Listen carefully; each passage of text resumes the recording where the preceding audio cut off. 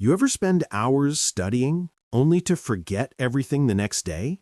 Like you highlight, you reread, you even watch the same video twice.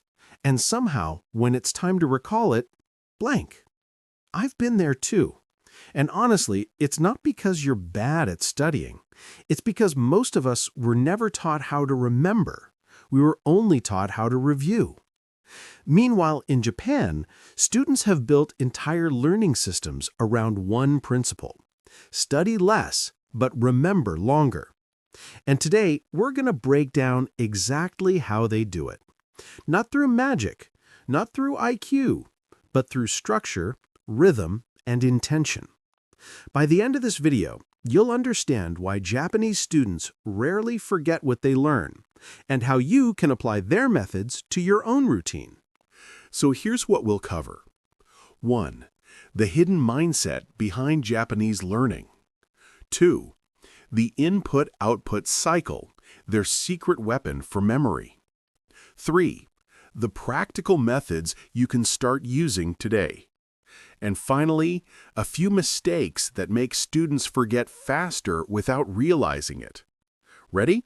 Let's start with what most people completely miss. The cultural mindset shift. Learning as a cycle, not an event. In most places, we treat studying as an event. You sit, you read, you're done. But in Japan, studying is treated as a cycle, something that moves in phases. Input, process, output, and reflection. This mindset changes everything. Because if you see learning as a one-time event, you chase quantity. The more pages I cover, the better. But when you see it as a cycle, you chase depth. The more times I connect with the idea, the longer it stays. In Japanese classrooms, even young students repeat small lessons intentionally throughout the week. They don't just rewatch or reread. They retell what they've learned, sometimes out loud, sometimes to a friend, sometimes in writing. And that leads us to the next step, the heart of their system, the input-output balance, the 50-50 rule. If there's one concept you take away from this video, let it be this. Input doesn't stick until you output. Japanese learners follow what's sometimes called the 50-50 rule.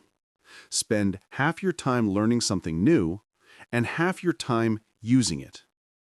That using part can be small, summarizing what you just read in your own words, teaching it to your notes, or even explaining it to your wall. Neuroscience actually backs this up, because every time you recall something, you strengthen the neural pathway that stores active recall through writing, the Teach Yourself notebook. Here's something many Japanese students do that's incredibly effective. They maintain what's called a self-explanation notebook. Basically, instead of copying notes word for word, they rewrite what they learned as if they're teaching it. For example, instead of writing, "Photosynthesis is the process of converting light energy into chemical energy," they'd write, "Plants eat light and turn it into food. That's called photosynthesis." Sounds simple, right? But what this does is force your brain to translate information into your own language. That's how ownership of knowledge begins. I started doing this in college, and within a few weeks, I noticed I didn't need to reread my notes before exams, because they were already written in the way my brain understood them. So here's your task. After every topic, write a teach-back summary, 3 to 5 sentences, as if you're explaining it to a 10-year-old. You'll be shocked how much more you remember. Pitfalls: what most students get wrong. Now, before you rush to apply all this, a few warnings. First, don't mistake repetition for understanding. You can review something 10 times and still not know it if you never explained it yourself. Output matters more than hours.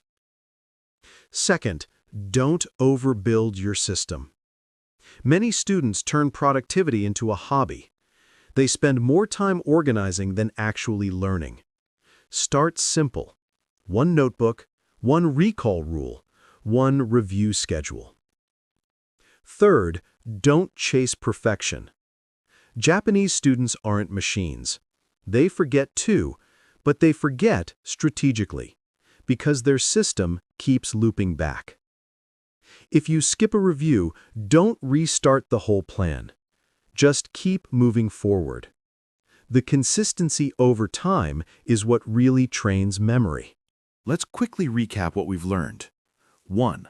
Learning is a cycle, not a one-time event. 2.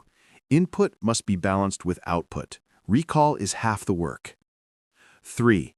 Micro-reviews are more powerful than long cram sessions. 4.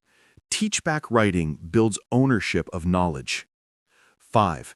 Environment and ritual stabilize focus and memory. If you apply even 2 of these consistently, you'll start to notice something strange.